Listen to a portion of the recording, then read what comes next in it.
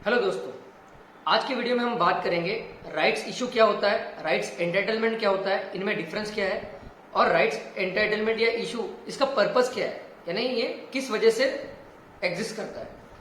तो आइए शुरू करते हैं एकदम बेसिक से। ऐसा सोचिए, एक कोई कंपनी है जो प्राइवेट लिमिटेड है और उसको ग्रोथ के लिए फंड रेज करने की जरूरत है। तो वो क्या करेगा, वो अपने शेयर्स पब्लिक करेगा, अपनी कंपनी पब्लिक करेगा और उसका आईपीओ लेके आएगा, यानी इनिशियल पब्लिक ऑफर, जिसके जरिए वो अपने शेयर्स फर्स्ट टाइम मार्केट में लाएगा ताकि लोग उसमें इन्वेस्ट करेंगे और फंड रेज करेगा। ओके, अब ये कंपनी पब्लिक हो चुकी है।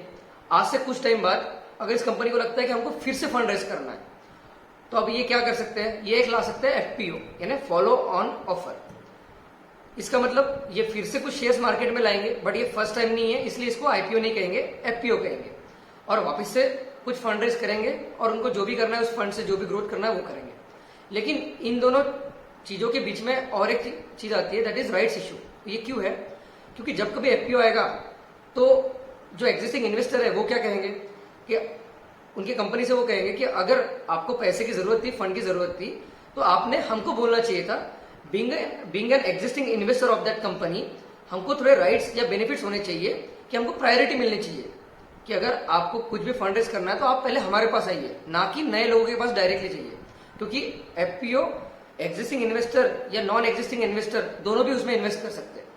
तो अभी आगे इस पे से ये समझ गया कि आईपीओ और एफपीओ के बीच में आता है राइट्स इशू। अभी समझते हैं राइट्स इशू है क्या। राइट्स इशू मतलब राइट्स इशू के जरिए आपको यानी एग्जिस्टिंग इन्वेस्टर को एक मौका मिलता है कि वो उस कंपनी के स्टॉक्स कुछ डिस्काउंटेड रेट पे बाय कर सकते हैं। और राइट्स इशू जब कभी आता है, ये ऑफर आपको न्यूज में या कहीं पे पता चलेगा, तो इसमें कुछ चीजें दी हुई होती है, जैसे कि एक्स डेट, राइट्स इशू का रेशो, डिस्काउंट, कितना डिस्काउंट है, और एक रहता है क्लोजिंग डेट। एक्स डेट मतलब वो डेट जिस डेट तक आपके पास में उस कंपनी के स्टॉक्स होने चाहिए। अगर आप उस डेट तक के आपके पास में स्टॉक्स है तभी आप एग्जिस्टिंग इन्वेस्टर कहलाओगे। अगर आप उस डेट के बाद में 5-50 स्टॉक्स बाय करते भी हो तो भी आप उस राइट्स इशू के लिए एलिजिबल नहीं हो। फिर आता है रेशो। तो अगर 1:14, 1:20 इस तरह के रेशियो बताए गए होते हैं। तो अभी हम एग्जांपल लेंगे एयरटेल का। एयरटेल ने अभी राइट्स इशू लाया है, अभी ये वीडियो बनाते वक्त वो एक्टिव है, आप भी अप्लाई कर सकते हो। उसमें एयरटेल ने रेशियो दिया है 1:14 का। 1:14 का मतलब ऐसा हर एग्जिस्टिंग इन्वेस्टर जिसके पास में 14 स्टॉक्स ऑफ एयरटेल है, उसको एक नया स्टॉक राइट्स इशू के जरिए कुछ डिस्काउंटेड प्राइस पे मिलेगा।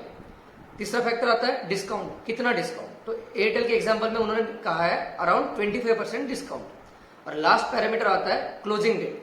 तो क्लोजिंग डेट है मेरे ख्याल से 21 अक्टूबर एयरटेल के लिए, 21 अक्टूबर 2021, यानी इस डेट तक के आप राइट्स इशू बाय कर सकते हो।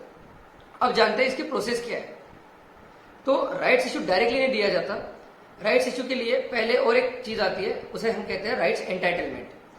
वो होता ऐसा है कि कंपनी एक्स डेट पे चेक करती है और अपने सारे इन्वेस्टर को मेल के जरिए कम्युनिकेट करती है कि you are eligible for rights issue, और उनके पास में कितने स्टॉक्स है।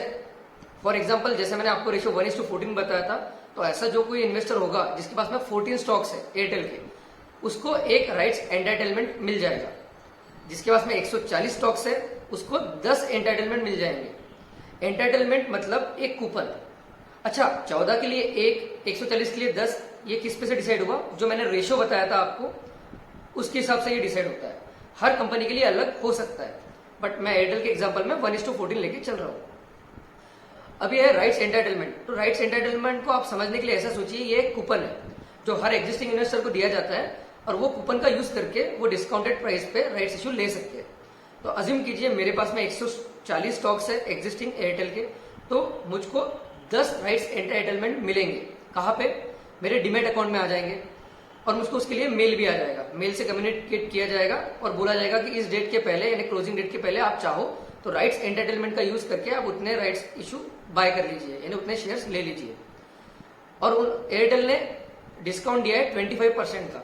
अभी मैं एक हाइपोथेटिकल नंबर लेके, यानी मैं एग्जाम्पल पकड़ के चलता हूँ कि एयरटेल के स्टॉक की प्राइस है 100 रुपए पर स्टॉक, इजी कैलकुलेशन के लिए, और 25% डिस्काउंट मिल रहा है। मतलब अगर मैं 10 एंटाइटलमेंट मुझको मिलते हैं तो मैं एयरटेल के 10 स्टॉक 25% डिस्काउंट में यानी 75 रुपीज इस स्टॉक पे बाय कर सकता हूँ।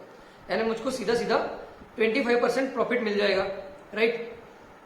तो ये हुई पूरी कहानी, राइट्स एंटाइटलमेंट, राइट्स इशू, इनमें का डिफरेंस और ये क्या है और ये बाकी के इनका रिलेशन क्या है आईपीओ और एफपीओ से और ये क्यों है।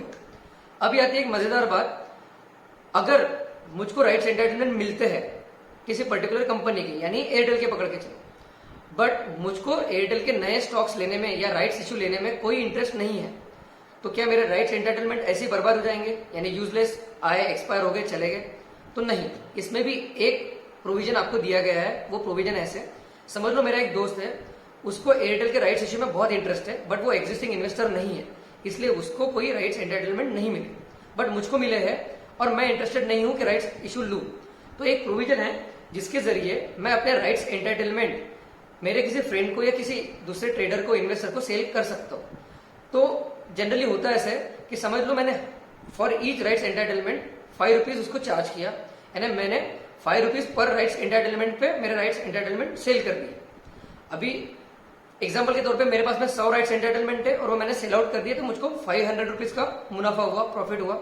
एट द सेम टाइम मेरा जो दोस्त था उसने 500 रुपीज मुझको पे किए, बट अब now he is eligible, he is using my coupons, my entitlements to buy rights issue. अब वो उन 100 राइट्स एंटाइटलमेंट का यूज करके एयरटेल के 100 स्टॉक्स खरीद सकता है और उसको उस पर 25% डिस्काउंट मिलेगा। तो 100 रुपए का प्राइस था, 25% का डिस्काउंट मिला, 5 रुपीज उसने मुझको दिया पर स्टॉक पे। तो भी ये सब होने के बाद में उसको 20% डिस्काउंट मिल ही रहा है। 20 rupees discount for 100 rupees stock, 100 rupees का अगर स्टॉक है तो उसको 20 रुपए का डिस्काउंट मिल ही गया। मतलब ये पूरी विन विन सिचुएशन है, इसमें मेरा भी प्रॉफिट हुआ, मेरे दोस्त का भी प्रॉफिट हुआ और इस तरीके से और कंपनी का भी प्रॉफिट हुआ, क्योंकि कंपनी को भी फंड रेज करना था तो उनके पास में फंड रेज हो गया है। तो ये थी पूरी जानकारी rights issue, rights entitlement, IPO, FPO और ये कैसे होता है इसके जरिए। एक आखिरी बात कि राइट्स इशू में अप्लाई कैसे करें। तो राइट्स इशू में अप्लाई करने की प्रोसीजर ऑलमोस्ट सेम है आईपीओ की तरह ही। आपको आपका बैंक के थ्रू, जैसे आप एसबा अकाउंट के थ्रू आईपीओ के लिए अप्लाई करते हो, किसी भी आपके बैंक ऑनलाइन नेट बैंकिंग में जाइए, वहां पे अप्लाई फॉर आईपीओ में जाइए, एसबा के थ्रू आप उसमें जाते हो तो उसमें आपको राइट्स इशू जो कुछ भी एक्टिव है वहां पे दिखेगा। अगर आप एंटाइटल्ड हो तो आप उसमें अपने डिटेल्स डालिए और अप्लाई कीजिए, आपको राइट्स इशू मिल जाएगा। राइट्स एंटाइटलमेंट सेल कैसे करते हैं उसके बारे में आपको ज्यादा डिटेल आइडिया अभी नहीं दे सकता, अगले किसी वीडियो में मैं आपको वो भी डिटेल में समझाऊंगा। सो दैट्स इट दोस्तों, आशा है कि आपको इन्फॉर्मेशन पसंद आई होगी और आपको ये इन्फॉर्मेशन अगर पसंद आई है तो प्लीज लाइक, कमेंट, सब्सक्राइब कीजिए, मुझको एनकरेज कीजिए, मैं ऐसे वीडियो लाते रहूंगा। This is Akshay Daga signing off, thank you very much.